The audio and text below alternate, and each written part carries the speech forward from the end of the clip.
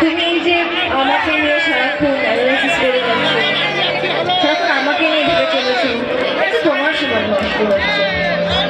যে সময়টা তুমি আমার পেছনে নষ্ট করছো সেটা তুমি নিজের কাজেও লাগাতে পারো। এই শুধু সারাদিন ইরা কেন ফিরে এলো, ইরা কেন এটা করছে, ইরা কেন সেটা করছে, কেন করছো? তোমার তো ডিভোর্স হয়ে গেছে, আমি বুঝতে পারছি না, তারপরও তুমি এই বাড়িতে কেন আছো? দেখো যাই বলে দেখো, আমি সবাই বাড়িতে ঢুকেছি, সবাই বাড়িতে ফিরেছি, আর কিছুদিন যাক, যখন পাকাপাকি ভাবে আমি এই বাড়িতে থাকতে শুরু করবো, তখন কিন্তু আমি তোমাকে এই বাড়িতে থাকতে দেবো।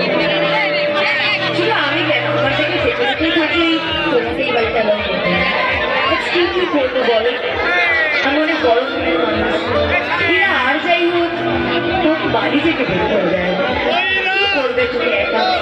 আর তার সাথে তোমার ছোট ছোট দুটো বাচ্চা আছে, দুটো বাচ্চা নিয়ে তো কোথায় বা যাবে?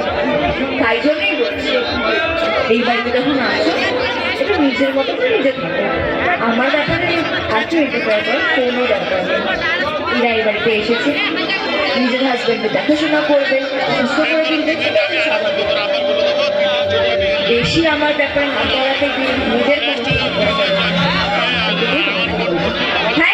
হাতে তালি সবাই মিলে জোর করে।